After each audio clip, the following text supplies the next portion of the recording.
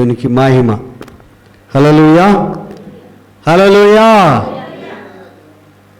దేవునికి మహిమ చెల్లిస్తున్నాం.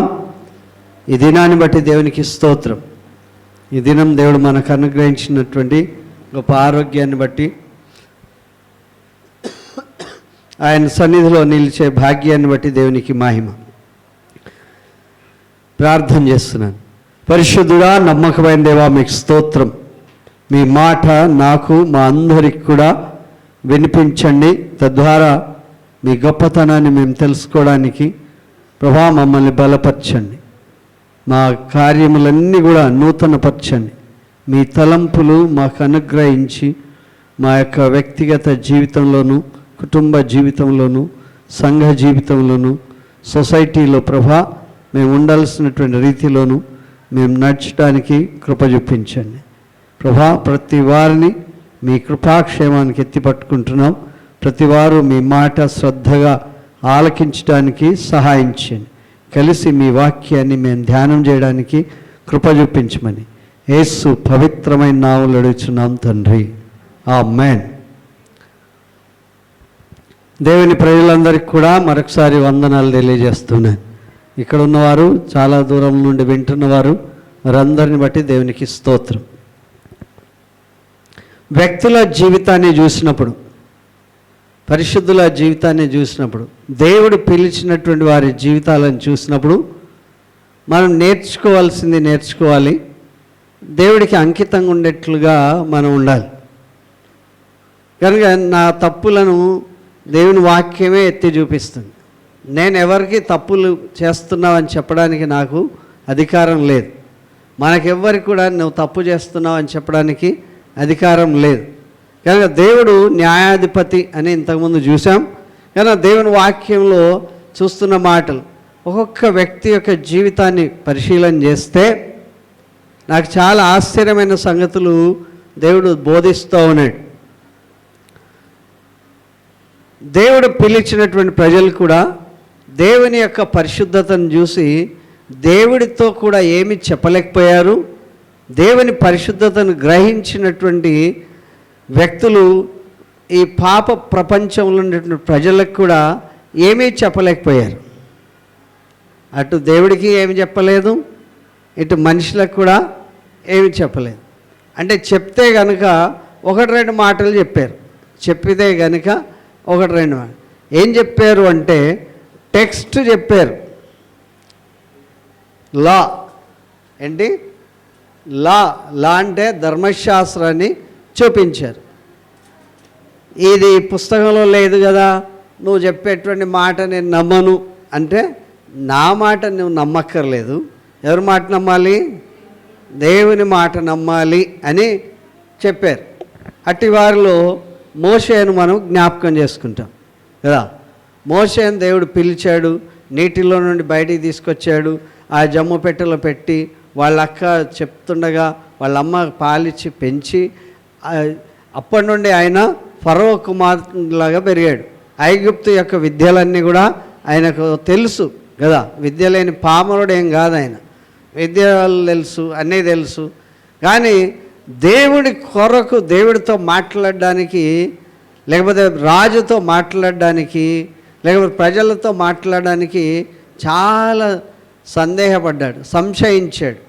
అంటే ఏమన్నాడు అంటే, విద్యలన్నీ నేర్చుకున్నాడంటే పాస్ అయ్యేది ఎప్పుడు? అన్నీ పర్ఫెక్ట్గా వస్తేనే పాస్ అంటాం కదా. పర్ఫెక్ట్ రాకపోతే పాస్ కాలేదంటాం. ఈయనకు ఐగుప్తు విద్యలన్నీ తెలుసు, విద్య ప్రావీణ్యం గలవాడు, గుర్రపు రథాల స్వారీ తెలుసు, ఆయనకి యుద్ధం చేసే శక్తి తెలుసు. ఒకడిని కొడితే వెంటనే చచ్చిపోయాడు. అలాంటి ఒక్క దెబ్బకే కథం, అవుట్. కనుక యాక్షన్, మోషే అన్నీ యాక్షనే, వర్బల్గా లేదు, చాలా తక్కువ వర్బల్గా. నాకు అనిపించింది, అరే ఇంత శక్తిమంతుడు, ఒక్కడిని కొడితే వాడు మట్టి నేలగరుచుకొని ఇలా అయిపోయినాడు. తర్వాత విద్యలన్నిట్లో గొప్ప ప్రావీణ్యం గలవాడు. అయ్యా నేను మాట్లాడలేను అన్నాడు. నేను నోటి మాంద్యం గలవాడిని. ఇంకోటి చెప్పలే, ఈయన మాట్లాడడానికి సరిగా రాదు సార్, ఆయనకి ఇంకోటిని పెట్టు అని చెప్పలే. ఆయన సృష్టించాడు, మంచివాడని చెప్పాడు, ఆయన పిలిచాడు, మంచి పోషణ ఇచ్చాడు, మంచి స్టడీ ఇచ్చాడు, మంచి ఉన్నతమైన స్థానం ఇచ్చాడు. అన్నీ ఇచ్చినప్పటికి కూడా దేవుని యొక్క ప్రసన్నతను చూసి దేవుని యొక్క నామం పేరట ప్రజలకు బోధించాలి అని చెప్తే ఆయన అన్నాడు, నేను మాట్లాడలేను అన్నాడు. మనమేం మాట్లాడడానికి పరుగులెత్తుతాం, ఒక పని కూడా చేయం, కానీ మాట్లాడడం. దేవుని వాక్యం చెప్తాను, మాట్లాడడం కన్నా నిదానించి వినుట మేలు, వినుట వలన విశ్వాసం కలుగుతుంది. కనుక ఎవరిని కూడా అంత సినాయి పర్వతం మీద పిలిచి 40 రాత్రులు పగలు మాట్లాడలేదు, కానీ మోషేని పిలిచి మాట్లాడాడు. ఆయన గుడ్ లిస్నర్ అన్నమాట. మోషే అంతా చాలా జాగ్రత్తగా వినేవాడు. ఆ వినేవాడికి చెప్పాడు దేవుడు. ఎంత చెప్పినా సరే ఆయన I can't speak, I don't know అంటా ఉంటే ఆయన, నువ్వు అట్లా కాదు బాబు, నీకేం రాసిస్తా, పలకలు ఏంటి, ఆజ్ఞలు రాసిస్తా. ఈ ఆజ్ఞలు ఎప్పుడు కూడా ఉండాలి, ఈ ఆజ్ఞలు మీరు పాటించాలి అని చెప్పి 40 రాత్రులు పగళ్ళు చెప్పి కూర్చోబెట్టి రాసి, దేవుడు వేలుతో ఆయన రాస్తుంటే, దేవుని వేలుతో రాస్తుంటే చూసి, పెన్ను పెట్టి రాయలే కదా, వేలుతో రాస్తే ఆ రాతిలో చెక్కబడ్డాయంట. అంటే దేవుని యొక్క ఆ యొక్క శక్తి మోషే దగ్గరగా చూశాడు. మనకేదో అన్న తమ్ముడు అయినట్టుగా మోషన్ ఎవరన్నా మోషే గారు వారు అన్నట్లు కాదు. కనుక దేవుని యొక్క ప్రసన్నత బాగా పొందుకున్నటువంటి వ్యక్తి, దేవునిని బాగా అర్థం చేసుకున్నటువంటి వ్యక్తి, దేవుని యొక్క మాటకు విధేయత చూపించి, ఒకవేళ నేను చెప్పింది చెప్పినట్లు చెప్పకపోతే నా జ్ఞానం సరిగా కదా, మనం సరైన విధానంలో అందించాం కదా మెసేజ్, ఇంకోటి చెప్పింది సరిగ్గా చెప్పాం. అలా చెప్పడం వల్ల ఏమైపోతుందంటే, ఏమైనా తప్పు చెప్తానేమో అనుకుని, అయ్యా నువ్వు ఒక స్క్రిప్ట్ రాసి ఇచ్చేసేయి, నేను వాళ్ళకి చూపిస్తా. కనుక వాళ్ళకి చూపించేదేంటి, ఇది నా మాటలు కాదు, ఇవి దేవుని మాటలు అని చూపిస్తా. ఆ దేవుని మాటలు ఎవరైతే నమ్ముతారో వాళ్ళు మీ కొరకు జీవిస్తారు. ఇక నా సొంతం ఎందుకు అనుకొని ఆ మీడియేటర్, మధ్యవర్తిత్వాన్ని కలిగినటువంటి వ్యక్తి మోషే. హల్లెలూయా. కనుక ఇశ్రాయేల్ ప్రజలందరూ కూడా సనగడమే నాకు కూడా చాలా ఆశ్చర్యం అనిపిస్తుంది. ప్రజలు 3 కలిస్తే ఒకడి మీద సనగడమే కదా, సనుక్కోవడం, గెలుక్కోవడం, రకరకాలు మాట్లాడడం. ఈ సనిగే వాళ్ళను నేనెందుకు లీడ్ చేయాలి అనుకొని, దేవా నువ్వే లీడ్ చేయి, వీళ్ళను నువ్వే నడిపించు అని చెప్పి ఈ ధర్మశాస్త్రాన్ని దేవుడు అతనికి ఇచ్చారు. ఆ ఇచ్చినప్పటికి కూడా మోషే చాలా ఆవేశపరుడు కదా, ఇచ్చేస్తే తీసుకొచ్చిన తర్వాత వీళ్ళు పెద్ద ఏం చేశారు, దూడం చేసుకొని దాన్నే, అది పాలు తాగితే అయిపోయాయి కదా, దాన్ని ప్రాణం బయటప్పుడు కోసుకొని తింటే అయిపోయాయి. కానీ దాన్ని ఏం చేస్తున్నారు, ప్రైజ్ చేయడం మొదలుపెట్టారు. అది కూడా బంగారపు దూడం చేసుకొని మొదలు పెడితే ఆయన కోపం వచ్చి ఆ పలకలు ఏం చేశాడు, పగలగొట్టేశాడు. బిడ్డ నువ్వు పగలగొడతావా, రా సెకండ్ టైం ట్యూషన్ పెడతా. అప్పుడు నేను రాసా, ఇప్పుడు ఎవరు రాయాలి, నువ్వే రాయాలి. నీ కాన్సన్ట్రేషన్ అటు ఇటు పోకుండా ఏం చేయాలి, నువ్వే రాయాలి అని చెప్పి మళ్ళీ 40 రాత్రులు 40 పగళ్ళు ట్యూషన్ చెప్పి కదా. మనం అప్పుడప్పుడు తప్పులు రాస్తే ఒకటేసి మళ్ళీ రాయించాడు. కనుక ఆయన రాసినటువంటి గ్రంథం మళ్ళీ ప్రజలకు వినిపించడానికి దేవుడు ఎన్ని ఆజ్ఞలు ఇచ్చాడు, 10 ఆజ్ఞలు ఇచ్చాడు కదా. 10 ఆజ్ఞలు ఇస్తే అంత పవిత్రత కూర్చోబెట్టిస్తే మనం ఎంత పవిత్రంగా కాపాడుతున్నామో. సైలెంట్ అయిపోయారు. ఎంత పవిత్రంగా కాపాడుతున్నామో. మనకి పనులు తక్కువ, మాటలు ఎక్కువ కదా. కనుక పనులు ఆయన పని చేశాడు దేవుడి దగ్గర కూర్చొని. అది కూడా పశువులు ఏవి కూడా మెలుకొని ఉండొద్దంట, కుక్కలు ఏవి కూడా మెలుకొని ఉండొద్దు, జంతువులు ఏవి కూడా మెలుకొని ఉండొద్దు. మనుషులు ఎవరు కూడా మేల్కొన్నప్పుడు ఎక్కడికి వెళ్ళాలి, పర్వతం మీదకి పోవాలి. ఒక్కొక్క మేల్కొని అడ్డం వచ్చిందనుకో, ఆ రోజు యాబ్సెంటే. కనుక అన్ని రోజులు వెళ్ళాలి. 40 రోజులు 40 రాత్రులు పగళ్ళు ఆయన దగ్గర ఉండి నేర్పించాడు. హల్లెలూయా. ఈ 80 రోజులు ఆయనతో ఉండేటువంటి కాలం, దేవుడితో ఉండే కాలం, దేవుడితో గడిపే కాలం, ఒక్క రోజన్న ఒకడి మీద కంప్లైంట్ చెప్పాడా? చెప్పినట్లు లేదు. దేవుడు చెప్పడం, ఆయన వినడం. ఇన్ని మాటలు నేను ఎక్కడ చెప్పగలనని డాక్యుమెంట్ రూపంలో, టెక్స్ట్ రూపంలో, ఒక బుక్ రూపంలో, ఆ పలకలు ఎప్పుడూ కూడా చెదిరిపోకుండా, చెడిపోకుండా, అక్షరాలు పాడు కాకుండా ఉండడానికి వాటి మీద రాసి ఇచ్చినటువంటి గ్రంథాన్ని మనం తొరా అంటాం. తొరా అంటే దేవుడిచ్చినటువంటి న్యాయశాస్త్రం. మోషేకు ప్రజలు నడవాల్సినటువంటి విధులు అన్నీ కూడా బోధించినటువంటి గ్రంథం ఏంటి? తొరా అంటాం. కానీ దేవుని వాక్యం ఇక్కడ మనకు చెప్తున్నటువంటి మాట లా, న్యాయశాస్త్రం దేవుడిచ్చాడు.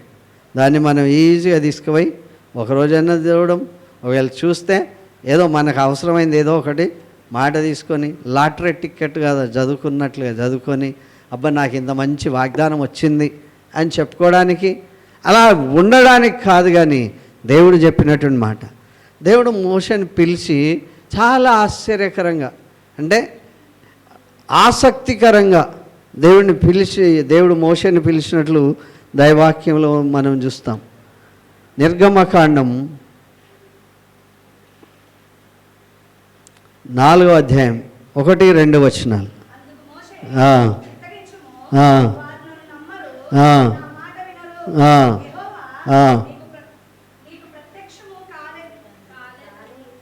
కాలేదందురు.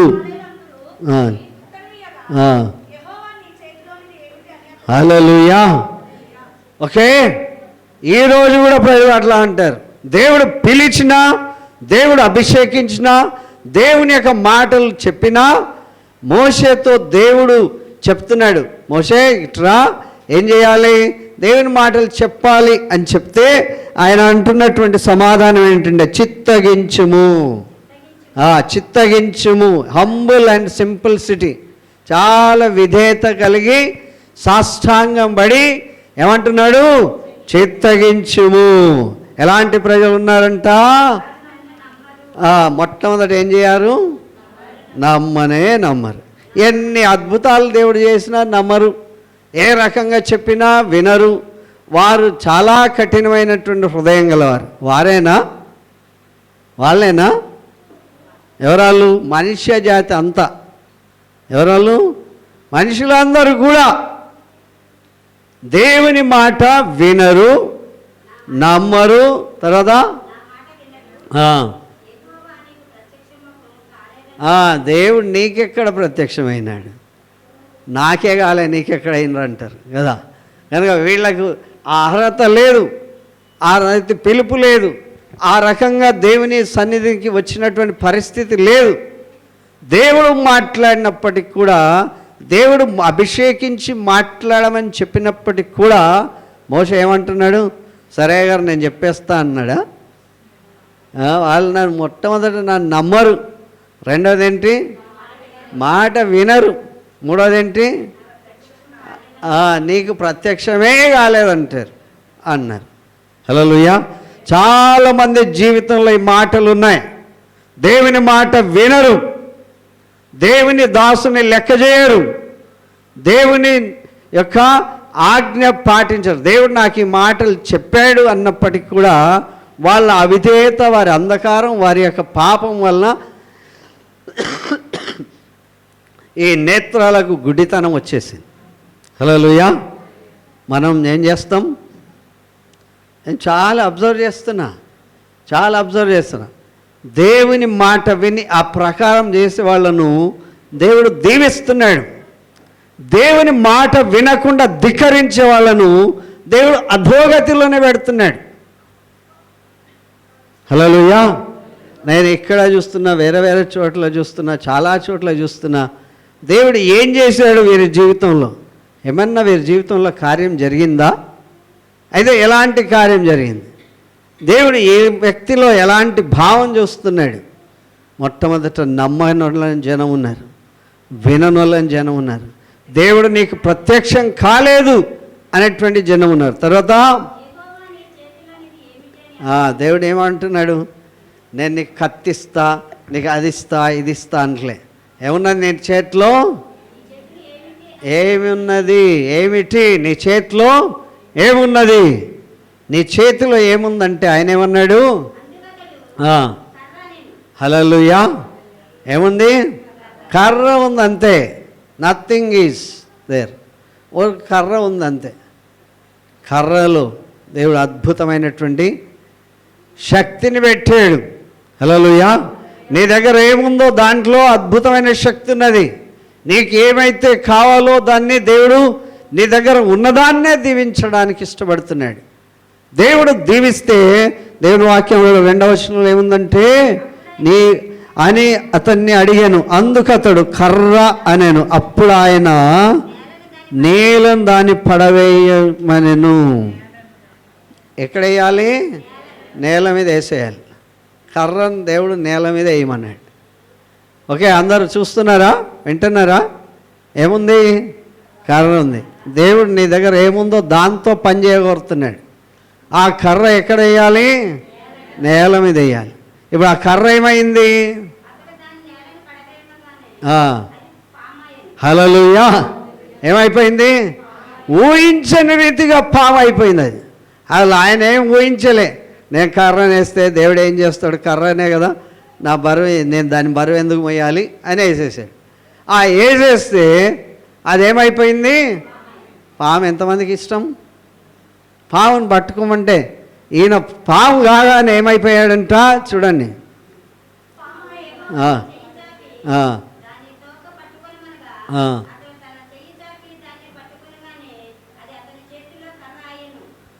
మళ్ళీ చదవండి 2వ వచనం. నేను చదువుతా. యెహోవా చేతిలోనిది ఏమిటని అతడు అడిగాను. అందుకు అతడు కర్ర అన్నాను. అప్పుడు ఆయన నేలను దానిని పడవేయమను. అతడు దాని నేల మీద పడవేయగానే అది పామాయను. మోషే దాని నుండి సెంటెన్స్ మర్చిపోతే నేను తప్పు చదువుతున్నానేమో అనుకుంటున్నా. ఏమైపోయింది? పామును పాము ఏడికి పాము వచ్చిందనుకో, ఎవరన్నా నిలబడతారు ఇక్కడ? పాము వస్తే, పాము వచ్చి అది అల్లరి చేస్తుందా? పాము ఏం అల్లరి చేయదు కదా. మెల్లిగా అట్లా వచ్చి ఇలా కనబడింది అనుకో, ఆ పాము కనబడగానే మోషే ఏమైపోయినాడు? పారిపోతున్నాడు. అమ్మో, ఈ కర్ర పాము అయిపోయింది, అది నాకు అరుస్తే ఏమైపోతా, నా చాప్టర్ క్లోజ్ అనుకున్నాడు. పాము కనబడితే మోషే లాంటి వాడే పారిపోవడానికి పరిగెడుతున్నాడు. హల్లెలూయా. బల్లి వచ్చినా పురుగు వచ్చినా మనం నిలబడలేం కదా. కనుక మోషే ఏం చేశాడు? పరిగెడుతున్నాడు. దేన్ని చూసి పరిగెట్టాడు? అంతకుముందు ఆయన చేతులు ఏంటది? కర్ర. దేవుని మాట ప్రకారం ఏమైంది? పాము అయింది. నేను ఎంత ప్రసంగం చేస్తున్నా, పాము వస్తే ఏం చేస్తారు మీరు కదా? నీ ప్రసంగం తర్వాత కానీ మా ప్రాణం కాపాడుకోవాలి. కనుక మోషే కూడా అట్లా చేశాడు, పారిపోతున్నాడు. అరే, నా చేతిలో కర్ర పాము అయిపోయింది, దేవుడు పాము చేసినాడు అని ధైర్యంగా నిలబడ్డా? నిలబడలేదు. కనుక ప్రతి మనిషి పామంటే భయం. ఆ భయాన్ని చూసి పారిపోతుంటే దేవుడు మళ్ళీ పిలిచాడు. అప్పుడు యెహోవా నీ చేయి చాపి మడిమ పట్టుకో, తోక పట్టుకోవాలి అంతే, దాని తల పట్టుకోకు. ఏం పట్టుకోవాలి? చాలామంది తోక పట్టి పాములను ఇట్లా ఇట్లా తిప్పుతారు. పాములను ఇట్లా ఇట్లా తిప్పితే ఏమైతాయి అనమాట, మధ్యలో ఉన్నటువంటి ఎముకలు అన్నీ కూడా ఇరిగిపోతాయి పాముకి. కనుక దాన్ని నడిసే ప్రసక్తి లేదు. అందుకే దేవుడు చెప్పాడు దాన్ని తోక పట్టుకో అన్నాడు. తోక పట్టుకోగానే ఏమైంది?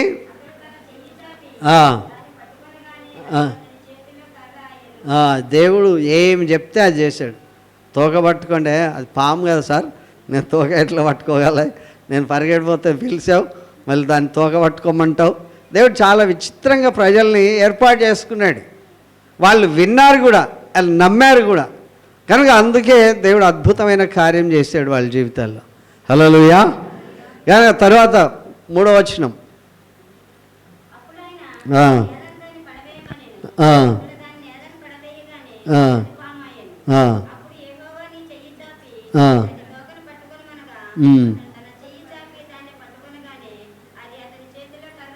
ఓకే, కింద వేస్తే పాము అయింది, చేతిలో పట్టుకుంటే కర్ర అయింది. ఇది పామా కర్ర?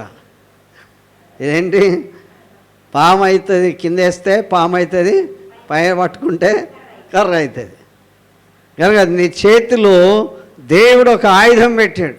నీ దాంతోనే దేవుడు జయించడానికి అభయం ఇస్తున్నాడు. హల్లెలూయా. నీ దగ్గర ఏమున్నదో దాన్ని బట్టి దేవుడు దీవించి నిన్ను ప్రొటెక్ట్ చేయబోతున్నాడు. దేవుడు తన అద్భుతమైన కర్రను ఆయనకిచ్చాడు. ఇప్పుడు ఇది పాము అనుకొని పోతాడా, కర్ర అనుకొని పోతాడా? కర్ర అనుకుంటాడా? కింద వేస్తే ఏమనుకుంటాడు? కింద వేస్తే పాము, చేత పట్టుకుంటే కర్ర కదా.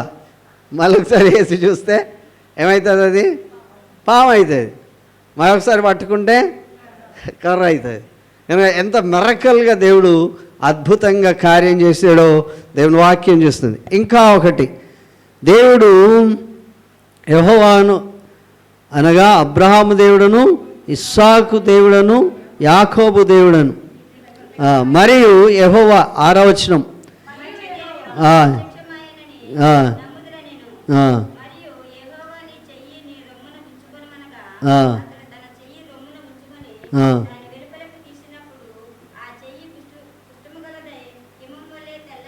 హల్లెలూయా. ఇంకోటి పర్సనల్ ఎక్స్పీరియన్స్. ఇదేమో కర్ర. ఇప్పుడు దేవుడు చెప్తున్నాడు, నీ చెయ్యి ఎక్కడ పెట్టుకోవాలి? రొమ్ము మీద పెట్టుకోవాలి. నీ చెయ్యి రొమ్ము మీద పెట్టుకో అంటే పెట్టుకున్నాడు. ఆ చెయ్యి బయటికి తీయి అన్నాడు. బయటికి తీస్తే ఈయననే భయపడి వణికిపోయేటట్లుగా కుష్ఠరోగం వచ్చేసింది. ఏమొచ్చేసింది? కుష్ఠు వచ్చేసింది. కుష్ఠు వచ్చి అమ్మో నేనేమైపోయా, కుష్ఠరోగిని అయిపోయా. ఇక నేను ఎక్కడ ఉండాలి? పాలెం బయటికి పోవాలి. పాలెం బయటికి పోయి మూతికి ఒక ముంత కట్టుకోవాలి, వెనక ఒక చీపిరి పెట్టుకోవాలి. నేను అపవిత్రుణ్ణి అనాలి. హల్లెలూయా. ఎవరు బాగా చేయాలంటే రోగం వచ్చేసింది. ఇది పర్సనల్ ఎక్స్పీరియన్స్. ఆయన చెయ్యి చూస్తే కుష్ఠ వచ్చింది. ఆ రొమ్ము మీద పెట్టుకుంటే ఆ చెయ్యి బాగానే ఉంది. మళ్ళీ తీ అని చెప్పగానే ఏమొచ్చింది?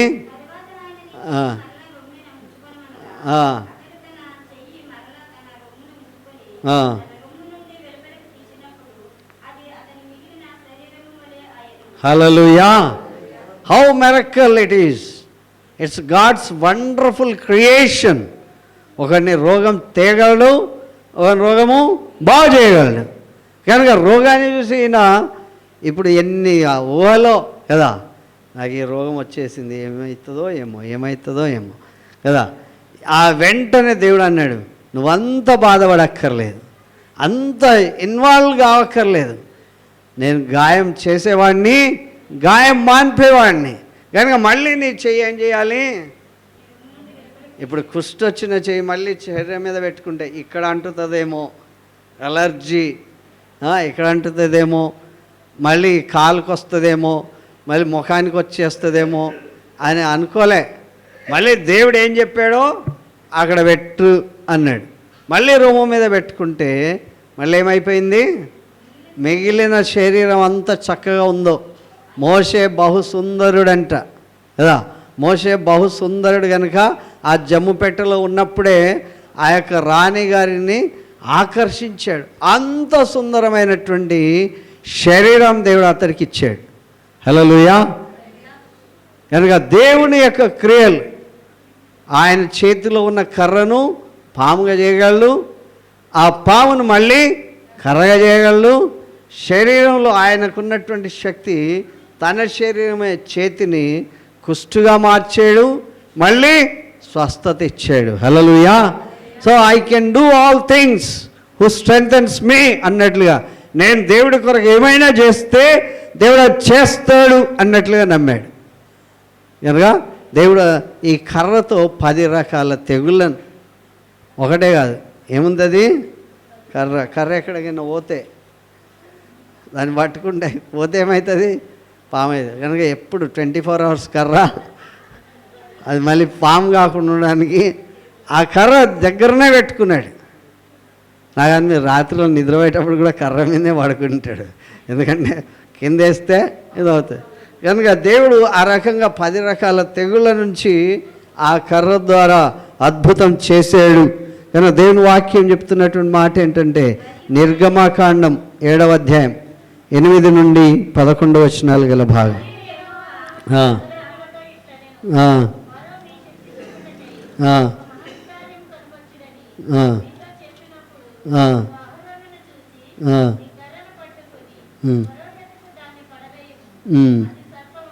హల్లెలూయా. రాజు దగ్గరికి పోతే కూడా ఏముండాలి? కర్ర కదా. కర్ర కదా అని చెప్పి సెక్యూరిటీ, వితౌట్ సెక్యూరిటీ లోపలికి పంపించేస్తారు. కర్ర ఏమైనా వెపన్ ఉందనుకో పంపించారు. కర్ర కదా ఏం కాదు పో అంటారు కదా. చెన్నారెడ్డి దగ్గర కర్ర ఉండింది, మర్రి చెన్నారెడ్డి దగ్గర. ఎక్కడ పోయినా లాఠీ పట్టుకొని పోతారు. ఆర్మీ వాళ్ళ దగ్గర కూడా కర్ర ఉంటుంది. అది చాలా బరువు, చాలా బలం. కనుక దానికి కొంచెం ఇట్లా అంటే చాలు అవతల వాడి ఎముక ఇరుగుతుంది, అంతగా ఉంటుంది. కనుక దేవుడు చెప్తున్నటువంటి మాట ఏంటంటే 8వ వచనం, మరియు మోషే అహరోనులతో ఇట్లా నేను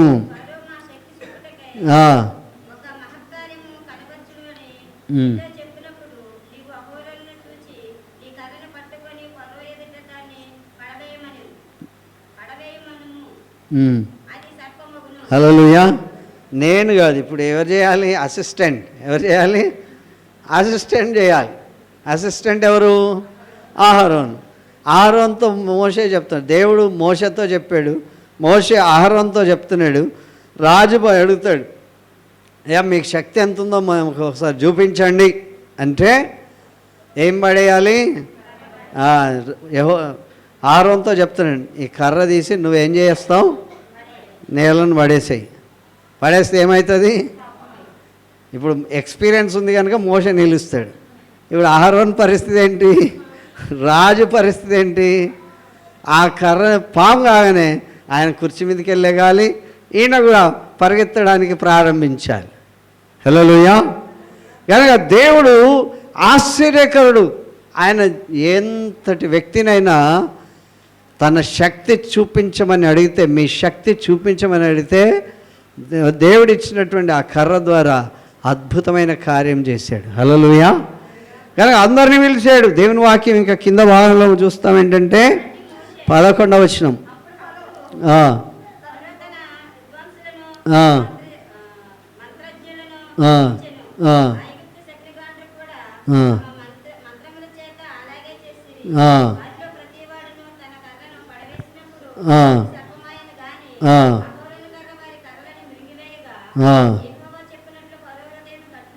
హల్లెలూయా. ఇప్పుడు అహరోను కర్ర అన్నాడు ఇక్కడ కదా. అహరోను కర్ర, అహరోను కర్ర ఏం చేస్తుంది? మందసంలో ఏం చేసింది? చిగురించింది. ఓకే, ఇక్కడ ఏమైంది? పామైంది. ఈ అహరోను కర్ర మోషే కర్ర కన్నా పవర్ఫుల్గా కనబడుతుంది. ఓకే, మోషే కర్ర కన్నా పవర్ఫుల్గా అనిపించి అక్కడున్న రాజు ఏం చేశాడు? మా దేశంలో ఏం తక్కువ ఉన్నారా? మా దగ్గర కూడా మంత్రికులు ఉన్నారు, విద్వాంసులు ఉన్నారు, మంత్రులు ఉన్నారు కదా, వాళ్ళు కూడా పాముల్ని చేస్తారు అని చెప్పి వాళ్ళ కర్రలన్నీ వేసేస్తే అహరోను కర్ర ఏం చేసిందంట? మనం చాలాసార్లు పొరపాటు మోషే కర్ర అన్ని పాములను మింగిందంటాం. ఏ కర్ర మింగింది? అహరోను కర్ర మింగేసింది. ఒక పాముని మింగలే, అన్ని పాములన్నిటిని మింగేసింది. ఇప్పుడు కర్ర సైజు లావ్ అవుతుందా, సన్నగా అవుతుందా? ఇంకొంచెం అన్ని పాములను మింగితే బరువు అవుతుంది కదా. కానీ దేవుని వాక్యం చెప్తుంది, ఎంతటి శక్తిమంతులైనా సరే దేవుని యొక్క శక్తి ముందు తల వంచాల్సిందే. హల్లెలూయా. మనం చాలాసార్లు మన శక్తి ఏంటో మనకు అర్థం కాదు. మనలో ఉన్న శక్తిని బయటికి వచ్చినప్పుడే మనం కూడా భయపడే పరిస్థితి వస్తుంది. ఓహో, నా దగ్గర ఇంత శక్తి ఉంది, ఇంత సామర్థ్యం ఇచ్చాడు దేవుడు, ఇలాంటి గొప్పతనం చేయడానికి దేవుడు నన్ను పిలిచాడు అని ఇప్పుడు ఇద్దరిని సెట్ చేశాడు దేవుడు. మోషేను కూడా నువ్వే కర్ర అంటే నువ్వే అనుకోవచ్చు వాళ్ళు. సరే, ఈయన పెద్ద ఆయన కదా చెప్పాడు కనుక ఈ కర్ర వేసాడు. ఈయనలో కూడా అద్భుతమైన శక్తిని దేవుడు ఇచ్చాడు. హల్లెలూయా. మోషే అహరోనులు ఇద్దరి దగ్గర ఏముంది? నీ దుడ్డు కర్ర నీ దండం నన్ను ఆదరిస్తుంది, నా శత్రువులు ఎదుట నీవు నాకు భోజనం సిద్ధపరుస్తా. కర్ర ఎంత పనిచేస్తుంది కదా! దేవుని యొక్క ఇది దుడ్డు కర్ర, దేవుని వాక్యం చెప్తుంది. దేవుని వాక్యమే మనకు దుడ్డు కర్ర కనుక దేవుడు ఆ రీతిగా గొప్ప కార్యాలు చేశాడు, చేస్తున్నాడు, చేయబోతున్నాడని దేవుని వాక్యం చెబుతుంది. నిర్గమకాండ 34:29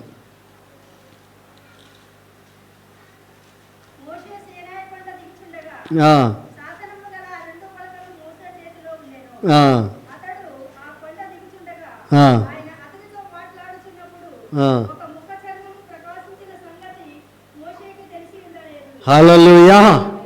మంచి ప్రశస్తంగా దేవుడితో మాట్లాడుతూ ఏం పట్టుకొస్తున్నాడు? సర్టిఫికేట్ తీసుకొస్తున్నాడు అనుకోవాలి. ఏం చేస్తున్నాడు?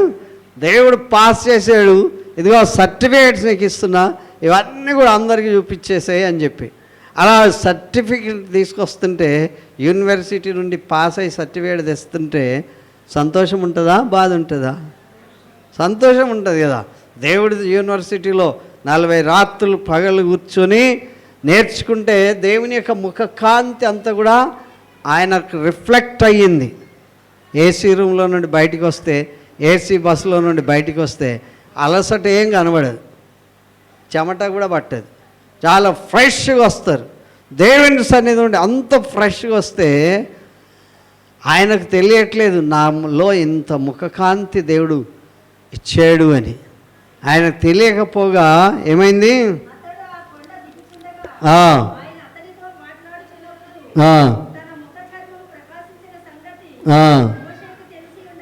ముఖ చర్మము ప్రకాశిస్తే, మంచి తిండి పెట్టి, మంచి బయట గాలి తగలకుండా, సూర్య వెండి తగలకుండా అట్లా ఉంటే బాగా కలర్ వచ్చావు అంటారు కదా. బాగా పసుపు పూసి పెళ్లి కొడుకుని తయారు చేస్తే నల్లగున్నోడైనా సరే కొంచెం మెరుస్తుంటారు కదా. అట్లా మోషే ఎలాగైపోయినాడంట? ఆ ముఖ చర్మము ఎలాగైపోయింది? ప్రకాశవంతంగా అయిపోయింది. హల్లెలూయా. మోషే ముఖ చర్మం, నేను ఇంత బ్యూటీ పార్లర్కి పోకుండా ఇంత బాగా అయిపోయినా, మసాజ్ సెంటర్కి పోకుండానే ఇట్లాగ అయిపోయా. దేవుని యొక్క ముఖకాంతి తన మీద ప్రకాశించింది. హల్లెలూయా.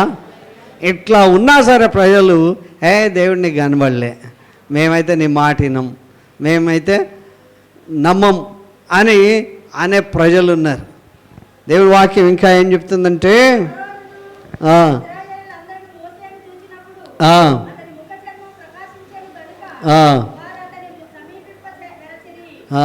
ఆయన దగ్గరికి రావడానికి కూడా భయపడ్డారంట జనం. ఎవరి దగ్గరికి? అబ్బా, ఇంత ముఖ కాంతి ఉండి అది రిఫ్లెక్ట్ అవుతుంటే, ఇతరుల మీద పడుతుంటే, అద్దం ఎండకు పెట్టి లోపలికి పంపిస్తే ఎట్లుంటుంది? ఇక్కడ కూడా చీకటైనా వెలుగు ఉంటుంది. అలాగ ముఖ కాంతి మోషే మీద పడితే ప్రజలు చూడ్డానికి కూడా భయపడిరి. హల్లెలూయా. దేవుడు ఎంత గొప్ప కార్యం. నువ్వు దేవుడితో మాట్లాడడం మొదలు పెడితే దేవుడు నీ ముఖ సౌందర్యాన్ని పెంచుతాడు, ముఖ కాంతిని ఇస్తాడు. నీ మాట చాలా చక్కగా దేవుడు అర్థవంతంగా ఇతరులకు జ్ఞాపకం చేస్తాడు. హల్లెలూయా. మన ఊరికేనే మోసే అంటే కాదు, ఆయన ప్రయాసం చూడాలి, ఆయన భక్తి చూడాలి, ఆయన విశ్వాసం చూడాలి, ఆయన నమ్మకత్వం చూడాలి. దేవుని ఇల్లంతట్లో మోసే నమ్మకస్తుడు, భూమి మీద మిక్కిలి సాత్వికం గలవాడు. ఆ సాత్వికమైన పదం మీద నేను చూసా, ఎన్నడూ ఎదురు చెప్పలే దేవుడికి. ఓకే, ప్రజలకు కూడా నేను చెప్పిన మాట వినాలి, ఖచ్చితంగా వినాలి అనలే. ఆ యూనివర్సిటీకి పోయి సర్టిఫికేట్ తీసుకొచ్చాడు కదా, దేవుడు నాతో చెప్పినటువంటిది మీకు చెప్తున్నా, మీరు వింటారా? వినండి, వినకపోతే మీకు ఉంటుందని చెప్పాడు. కనుక ఒకానొక సందర్భంలో ఏమన్నారంటే, దేవుడు నీతో మాట్లాడా? మాతో కూడా మాట్లాడమను. దేవుడు మాతో మాట్లాడితే మంచిది కదా, నీతోనే మాట్లాడతారు, మా దగ్గరికి రమ్మనంటే 19వ అధ్యాయం అంతా కూడా ఏం చేస్తారు? 20వ అధ్యాయంలో కూడా మనుషులు చీమల్లాగా పరిగెత్తుకొని పోతారు. నిర్గమకాండం 19వ అధ్యాయం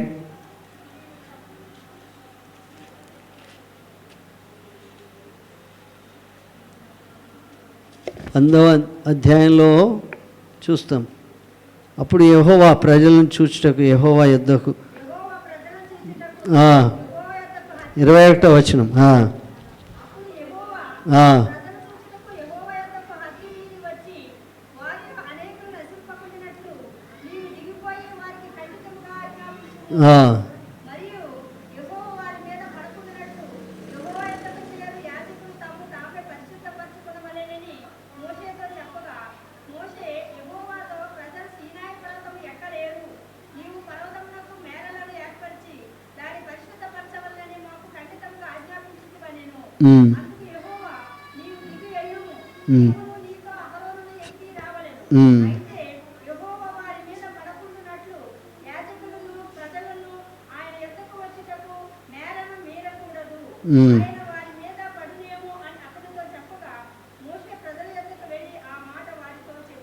ఇప్పుడు 19వ వచనం, 20వ అధ్యాయం 18, 19.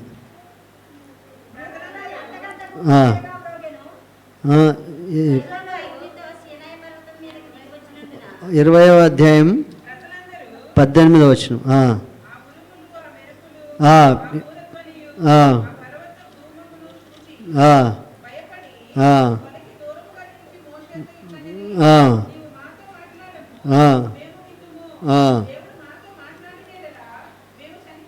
హల్లెలూయా.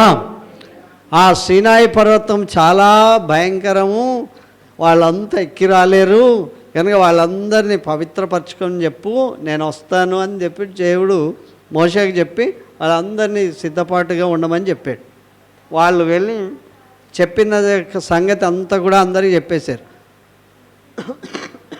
మోషే ఆరోన్లు మాత్రం ఎక్కి రావాలి అని చెప్పాడు. తర్వాత ప్రజలందరూ దేవుడు వేంచేస్తున్నాడు అని చూసి, దేవుడు వస్తున్నాడు అని చూసి, ఏం నిన్న రాత్రి ఏమొచ్చాయి? ఉరుములు వస్తే ఉలిక్కి పడిన వాళ్ళు లేరా? ఉరుములు, మెరుపులు, ఆ భూరధ్వని, ఆ పర్వత ధూమం అంటే మంచు పొగ, ధూమం అంటే పొగను చూసి ఏమైనారు? ఏమొచ్చింది? వాళ్ళు భయపడి దూరంగా నిలిచి ఏమన్నారు? అయ్యా మీరే మాట్లాడండి మోషే గారు, మేము వింటాం ఇప్పటి నుండి. ఏం శబ్దానికే? ఉరుముల మెరుపులకే ఆయన మాట్లాడదు.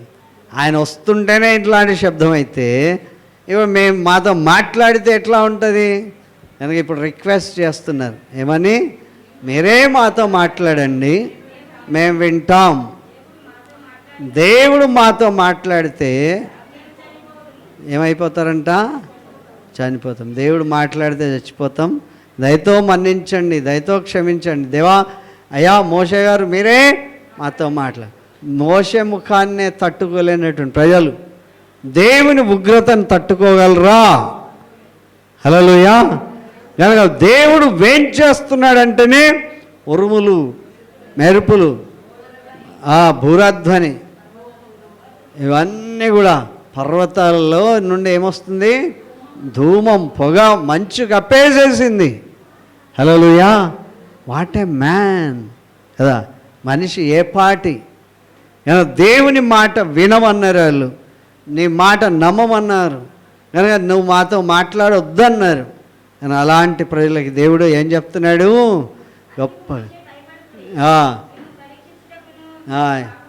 ఇప్పుడేంటి? భయపడొద్దు కానీ మేము ఒక్కొక్కరిని టెస్ట్ చేయడానికి వచ్చాడు. ఓకే, ఏం పర్లేదు, ఏం భయం లేదు, కానీ నువ్వు ఎట్లుండాలో దేవుడు నిన్ను తీర్చిదిద్దడానికి వస్తున్నాడు. ఏం చేయకుండా ఉండేటట్లు? పాపం చేయకుండా ఉన్నట్లు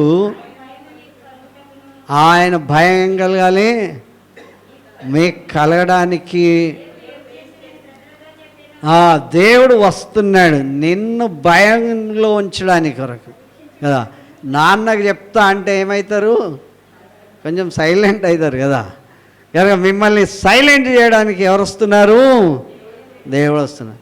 టీచర్ కూడా చెప్తారు, ప్రిన్సిపల్తో చెప్తా అంటే, ప్రిన్సిపల్తో చెప్తే టీసీ ఇచ్చేస్తారు నీకు. ఇక నువ్వు ఎంత డబ్బులు కట్టినా ఇక్కడ సీట్ లేదంటారు. అలాగే దేవుడు కూడా మిమ్మల్ని పరీక్షించడానికి, తర్వాత మీ పాపములన్నిటి నుంచి తొలగించడానికి, మీకు భయం పెట్టడానికి దేవుడు వస్తున్నాడు. హల్లెలూయా. నాకు అనిపించి ఒక్క ఉరుము ఉరిమితేనే మన అందరం పిన్ డ్రాప్ సైలెంట్ అయిపోయినాం. ఉరుముల మీద ఉరుములు, మెరుపుల మీద మెరుపులు వెలిగితే ఆ ధూపపానానికి అందరు కూడా ఆ పొగ మంచుతో నిండిపోతే చీమల్లాగా పరిగెత్తారంట.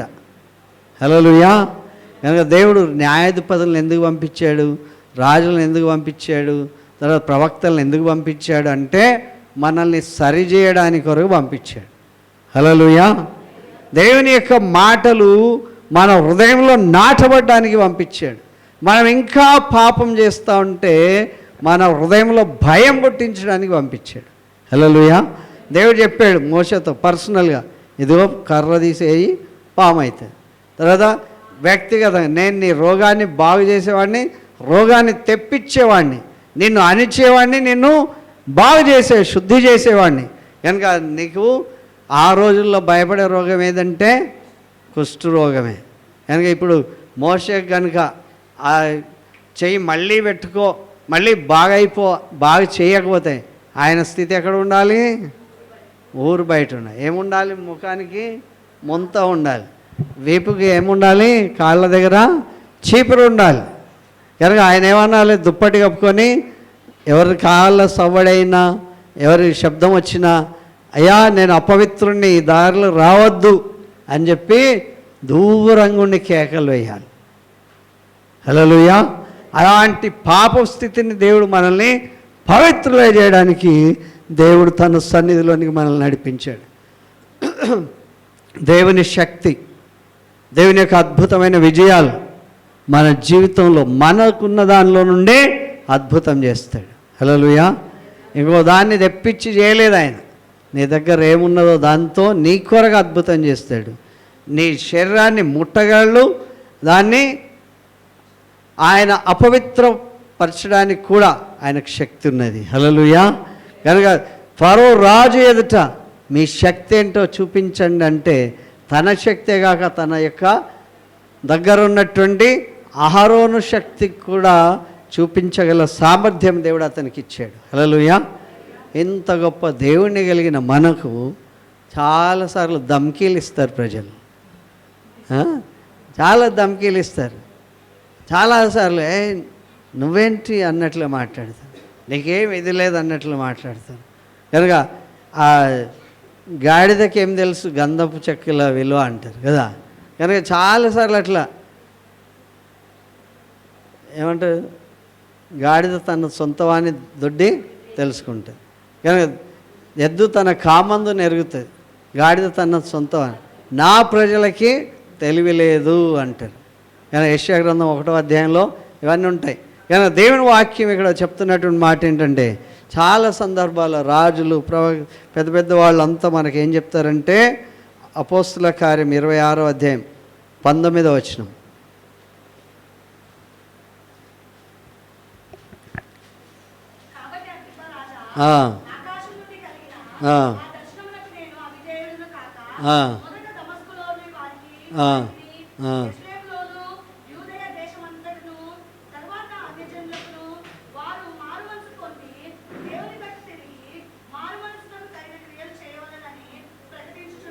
హల్లెలూయా.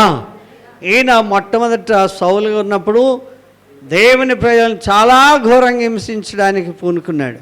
పరిగెడుతూ ఉన్నాడు, నెమ్మది లేకుండా ఉంది. ఎవరు దేవుని ప్రజలు చూస్తే ఆయన చాలా కోపం వచ్చేట్లుగా గుర్రం మీద పరిగెడుతుంటే దేవుడు అతన్ని పట్టుకున్నాడు. హల్లెలూయా.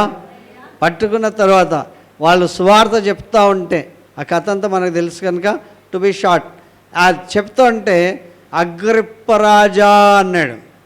ఏం చెప్పాడు? ఆకాశం నుండి నాకు ఆ దర్శనం కలిగితే నేను ఆ దేవుడని ఎలాగవుతాను? దేవుడు నాకు దేవుని వాక్యం చెప్పమని చెప్పాడు, ఇతరులను దీవించమని చెప్పాడు, రక్షణ గురించి మాట్లాడమని చెప్పాడు. ఆ రక్షణ గురించి మాట్లాడకుండా కాముగా ఉండమంటే నేను ఎలాగుంటాను అని రాజును మిలాడ్ అనలే కదా, రాజా అని గౌరవప్రదంగా విలువలే, అగ్రిప్పరాజా అని పేరు పెట్టి హల్లెలూయా. నాకు ఎవరిచ్చారు అధికారము? ఆకాశం నుండి కలిగిన ఆ దర్శనానికి నేను అవిధేయుడను కాను. ఒకవేళ అవిధేయుడనైతే ఎవరికి అవిధేయుడనైతా? దేవునికి అవిధేయుడనైతా. దేవుడు నన్ను పిలిచి బాధ్యత ఇచ్చి పని చేయమని చెప్తే కొంతమంది ఏం చేస్తారంటే ఇలా చేయొద్దు, అలా చేయొద్దు, ఇది చేయొద్దు. ఇక్కడ దేవుడు చెప్తున్నాడు, ఎవరికి శక్తి ఎక్కువ ఉన్నది? దేవుని ప్రజలకు ఎక్కువ శక్తి ఉన్నది. హల్లెలూయా. వారు నిన్ను స్వస్థపరచడానికి నీ యొక్క గుమ్మానికి వచ్చినప్పుడు, నీ యొక్క గడపకు వచ్చినప్పుడు నీకేది లేదో అది ఇవ్వడానికి దేవుడు వాళ్ళని పంపిస్తాడు. హల్లెలూయా, హల్లెలూయా. కనుక ఆ గనురాలైనటువంటి ఎలీషా వస్తే ఆమె ఏం చేసింది? మంచం వేసి పడుకోబెట్టింది. ఆ పడుకున్న తర్వాత మరొక రోజు కొడుకు పుడతాడని ఆశ లేనటువంటి కొడుకుని ఇచ్చాడు. ఆ కొడుకు చనిపోయాడు. చనిపోతే ఎక్కడ పెట్టింది? మళ్ళీ అతన్ని ఆ మంచం మీదనే పెట్టింది. హల్లెలూయా.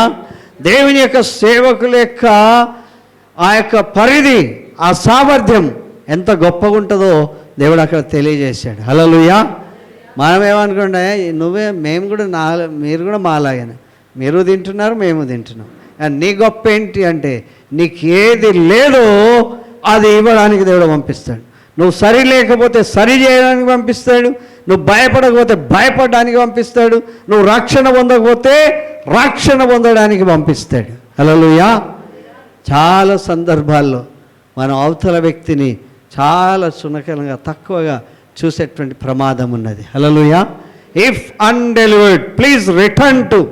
సరైన రీతిలో కనుక మనం చేర్చుకోకపోతే మనకు రావాల్సిన దీవెనలన్నీ పోతాయంట.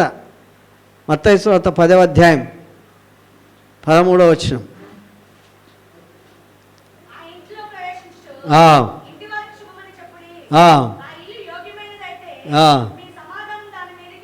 హల్లెలూయా.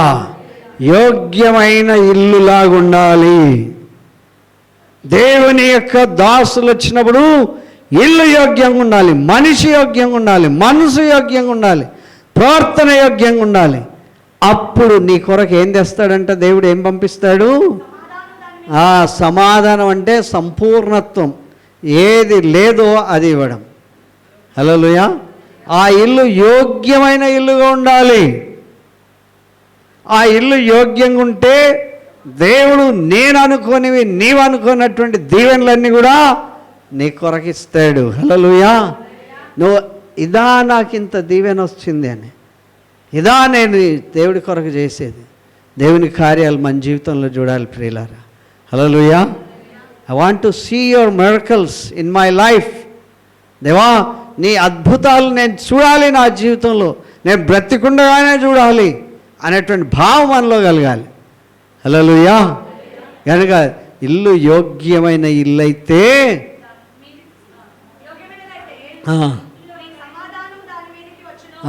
మీకు కావలసిన సమాధానము ఒక్క మాటలు చెప్పారు. అన్నీ కూడా ధనం కావాలా? ధనం బాగా దండిగా ఉందనుకోండి, నేనేమన్నా కొనుక్కోవచ్చు. సమాధానం. ఆరోగ్యం కావాలా? అన్నీ ఉన్నా కానీ ఆరోగ్యం బాగాలేకపోతే కొంచెం నేను తిను, స్పూన్ పోసిన వద్దు, స్పూన్ కూడా వద్దు కదా కదా. స్పూన్ కొంచెం కొబ్బరి నీళ్ళు తాగండి అంటే సపరిచి అవి కూడా చేదనిపిస్తున్నాయి. అసలు తినలేను, నేను ఉండలేను, నేను వెళ్ళిపోతా అనుకున్నట్టు పరిస్థితిలో దేవుడు అద్భుతమైన విజయం. తల్లి తక్కుమి లెమ్మంటే ఎంత హుషారు వస్తుంది. అలా సమాధానం. కుటుంబంలో కలహాలు ఉండవు, అది సమాధానం. ఆర్థిక వ్యవస్థ సమృద్ధి ఉంటుంది, అది సమాధానం. కానీ దేవుని కొరకు చేస్తే అద్భుతమైన విజయాలు మనం ఉంటాం. హల్లెలూయా.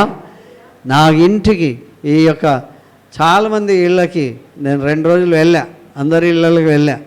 కొంతమంది దగ్గరికి వెళ్ళలేకపోయినా ఈ వారంలో ప్రయత్నం చేస్తా. ఎక్కడికి వెళ్తే అక్కడ ఏముండాలి? ఆ ఇంట్లో సమాధానం ఉండాలి. హల్లెలూయా. అది అయోగ్యమైనదైతే మీ సమాధానం రాదు.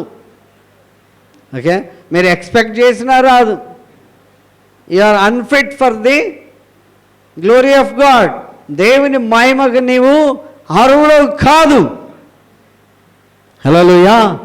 దేవుని మహిమకు అర్హుడు కావాలి అంటే దేవుని వాక్యాన్ని, దేవుని ప్రజలను, దేవుని యొక్క సన్నిధిని ఆనందంతో కోరుకోవాలి, అపేక్షించాలి. హల్లెలూయా. మన ఇంటికి సమాధానం రావాలా? మనకే సమాధానం లేదు, ఎవరొస్తే ఏం సమాధానం ఉంటుంది? కానీ ఇల్లు యోగ్యమైన ఇల్లుగా ఉండాలి. కానీ యోగ్యమైన ఇల్లు ఉంటే దేవుడు, ఒక దయ్యం పోతే దాని ఇల్లు ఊడ్చి పెట్టిన తర్వాత ఎవరు లేకపోతే ఆ ఇంట్లో మరి 7 దయ్యాలను తీసుకొచ్చి పెడుతుందంట. హల్లెలూయా. ఒక దయ్యం పోతే ఆ ఇల్లు ఊడ్చి ప్రభువుని కనుక చేర్చుకోకపోతే ఆ ఇంట్లోకి మరి 7 దయ్యాలు వచ్చి కూర్చుంటాయి. మన హృదయంలో ఎవరుండాలి? యేసు ప్రభు ఉండాలి. అందుకే మోషేతో, అయ్యా నీ చెయ్యిని ఇట్లా కూడా చేయగలను, ఇట్లా కూడా చేస్తాను, నీవు నా మాట శ్రద్ధగా ఉంటే. నాకు అనిపించింది పాపం మోషే ఏం మాట్లాడలే ప్రజలతో, 1-2 మాటలు తప్ప ఏం మాట్లాడలే. ఆయన వస్తున్నాడు, మీరు ఉండండి. మళ్ళీ అన్నాడు, ఆయన మిమ్మల్ని అనిచే నిమిత్తం వస్తున్నాడు, మీరు జాగ్రత్తగా ఉండడానికి వస్తున్నాడు, మిమ్మల్ని భయపెట్టడానికి వస్తున్నాడు, మీకు రక్షణ ఇవ్వడానికి వస్తున్నాడు. కనుక మీరు భయంతో ఉండాలి, ఆయన కొరకు కనిపెట్టాలి. ఆయన మీ ఒక్కొక్కరిని పరీక్ష చేయడానికి వస్తున్నాడు. దేనికి వస్తున్నాడు? నేను పుస్తకాలు చూస్తాను అంటే పిల్లలకి ఎంత భయం కదా. నేను వచ్చి చూస్తున్నానంటే ఇక్కడ తెలుసుకున్న విషయాలు ఎక్కడైనా చెప్తానేమో అని ఇంకొక భయం. కనుక సరే రాయకపోతే నా రైటింగ్ బాగాలేదని చూపించారు, నా యొక్క రావాల్సినంత స్కోర్ నేను చేయకపోతే అది కూడా భయం. కనుక దేవుడు అందరినీ పరీక్షించడానికి వస్తాడు. హల్లెలూయా. హల్లెలూయా. ఈరోజు కూడా దేవుడు అలాగ వస్తున్నాడు, నేటి కాలంలో కూడా దేవుడు అలాగ వస్తున్నాడు. మనలో ఏముండాలి? భయం లేదు. మన ఇష్టానుసారం మాట్లాడతాం. ఎవరితో మాట్లాడతాం? దేవుడితోనే ఎదురు చెప్తాం, దేవుని సేవకుడికే ఎదురు చెప్తాం, దేవుని మాట అంగీకరించాం. కనుక అందువల్ల చాలా విషయాల్లో మనం వెనకబడి ఉన్నాం. హల్లెలూయా. కనుక దేవుని వాక్యం చెప్తుంది, దేవుని చేత పిలువబడినటువంటి వ్యక్తి అపోస్తలుడైన పౌలు, అగ్రిప్పరాజా, నేను దేవుని యొక్క మాటలు చెప్పడానికి, రక్షణ గురించి ఇతరులకు చెప్పడానికి, నేను దేవుడు నాకు ఇచ్చిన దర్శనానికి నేను అవిధేయుడను కాదు. హల్లెలూయా. నేను అవిధేయుడిని అయిపోతే నీ నుండి దూరంగా వెళ్ళిపోతా. నేను అవిధేయుడిని అయితే నీ సేవకుడని కాకుండా వెళ్ళిపోతా. నేను అవిధేయుడిని అయితే నరకానికి పోతా అనేటువంటి భావంతో ఆయన మాట్లాడుతున్నాడు. హల్లెలూయా. కనుక దేవుని యొక్క వాక్యం చెప్తుంది, ఆయనతో ఉంటే. కీర్తన 61:2. కీర్తన 61:2.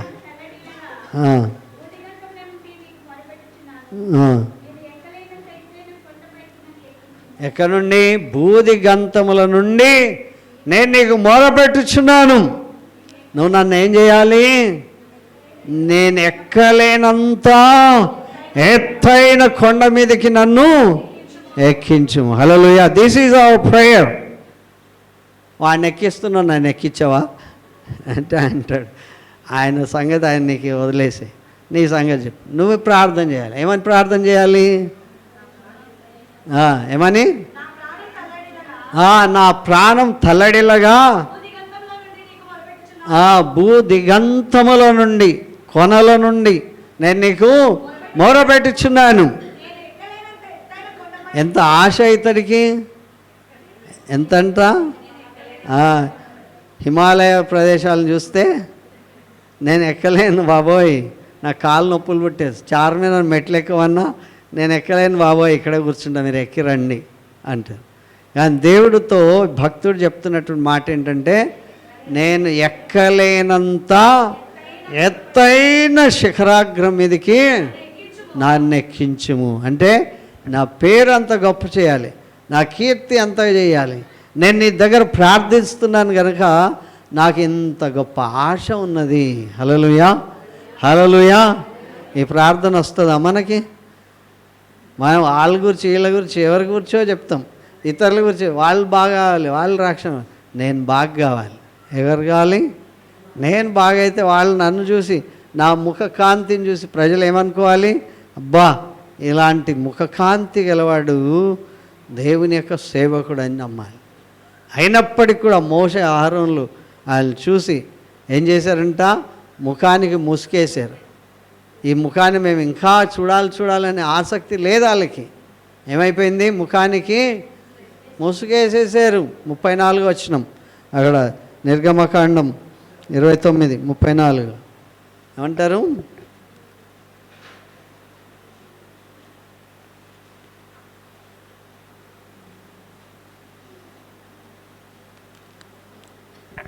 కొత్త నిబంధనల కోసం మళ్ళీ పాత నిబంధనలు పోవడం కష్టం. 34వ అధ్యాయం 34 వచనం. సారీ, 34వ అధ్యాయం 34 వచనం.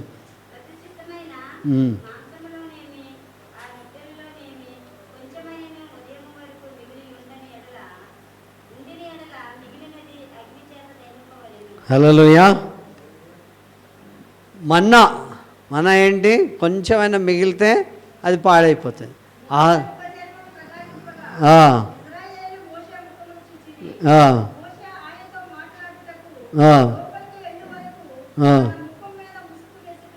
హల్లెలూయా. ఏమేసేసారంట? ఆయన గుడారంలో ప్రవేశించే వరకు